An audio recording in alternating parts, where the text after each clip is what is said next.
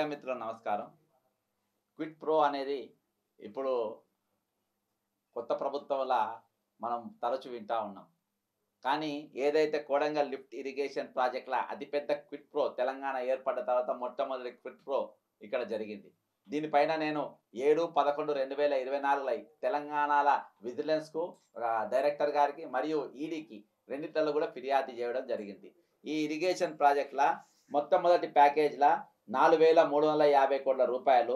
అందులో మొదటి ప్యాకేజీ 1100 అంటే 1134,64,64,00,000. ఇందులో 4 కంపెనీలు పాల్గొన్నాయి. 4 కన్‌స్ట్రక్షన్. ఒకటి రాఘవ కన్‌స్ట్రక్షన్స్, అది ఎవరిదంటే పొంగిలేటి శ్రీనివాస్ రెడ్డి గారిది, వాళ్ళ కుటుంబస్తులు నడిపిస్తుంది ఇప్పుడు అది. తర్వాత మెగా కృష్ణారెడ్డి, ఇంకోటి ఎల్&టి, ఇంకోటి నాగార్జున.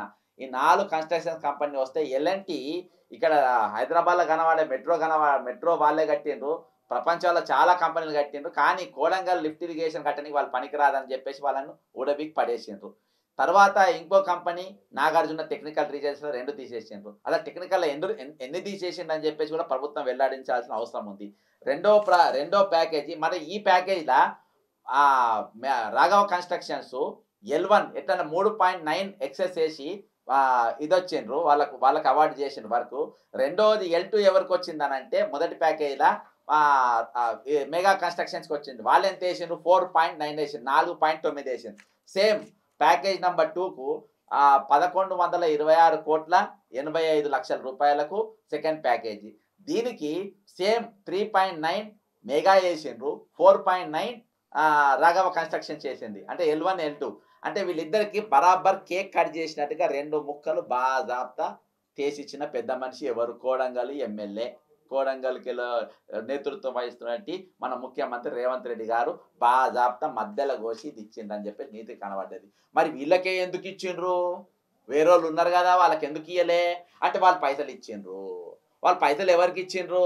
ఆల్ ఇండియా కాంగ్రెస్ కమిటీకి ఇచ్చిండ్రు. ఎంత ఇచ్చిండ్రు? మెగా కన్‌స్ట్రక్షన్ 158 కోట్లు ఇచ్చిండ్రు. ఇప్పటిదాకా మ్యాప్‌లో మొత్తం చూపియడం జరిగింది. ఇవన్నీ దాని డాక్యుమెంట్లు, ఏ కంపెనీ ఎంతెంత ఇచ్చిండ్రు, president all India Congress committee అని చెప్పేసి బాజాప్తా ఎంతెంత ఇచ్చిండ్రు, ఎప్పుడెప్పుడు ఇచ్చినని. ఇది ఎలక్ట్రాల్ బాండ్‌కు సంబంధించింది. ఇక మరి మెగాకు అందుకోసం ఇచ్చిండ్రు. మెగా సంఘశీల ప్రాజెక్ట్ కట్టినప్పుడు ఇంజనీర్స్ బాజాప్తా చెప్పిండ్రు, దీన్ని బ్లాక్ లిస్ట్ ఎక్కియాలి, తెలంగాణ ఏ వర్క్ కూడా ఇయ్యద్దు, తీసుకుపోయి జైల్లో పెట్టాలి అన్న తీరుగా వాళ్ళు చెప్పిండ్రు. అయినా కానీ లేదు నాకు ఫెయిల్ అయిన వాళ్ళే కావాలి, ఎందుకంటే నేను జైలుకు పోయినోని, నేను రెడ్ హ్యాండ్ దొరికినోని, నా సొంటోళ్ళు కాంట్రాక్టర్ ఉండాలి కానీ బుద్ధిమంతుల కాంట్రాక్టర్ నాకు అవసరం లేదు, నా బ్లాక్ లిస్ట్ ఎక్కినోడే నాకు కావాలి, మెగా కృష్ణకే నేను వర్క్ ఇస్తా అని చెప్పి బాజాప్తా తీసుకొచ్చి ఈరోజు వర్క్ ఇచ్చే పరిస్థితి.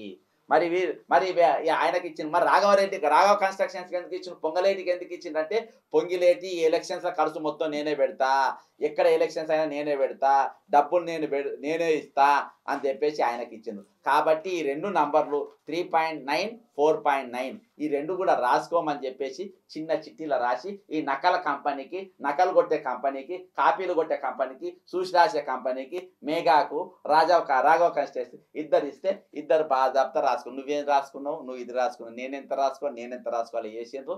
ఈరోజు తెలంగాణ ఏర్పడ్డాక పెద్ద స్కాము, అతిపెద్ద స్కాము క్విట్ ప్రో అని అంటే రేవంత్ రెడ్డి గారికి అర్థమైంది. ఎందుకంటే అది ఇంగ్లీష్ పదం కాబట్టి ఆయనకు అర్థమైతే లేదు. క్విట్ ప్రో అని అంటే ఇగో బాజాప్తా ఇగో L1, L2, L1 ఇది మెగా, ఇది రాఘవ.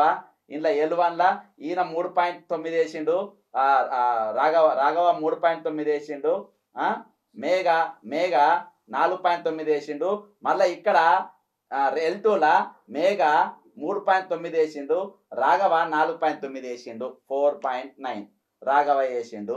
అంటే ఈ రెండు అంకెలు ఎవరు రాసి ఇచ్చిండ్రు? రేవంత్ రెడ్డి గారు మీరు చెప్పాలి.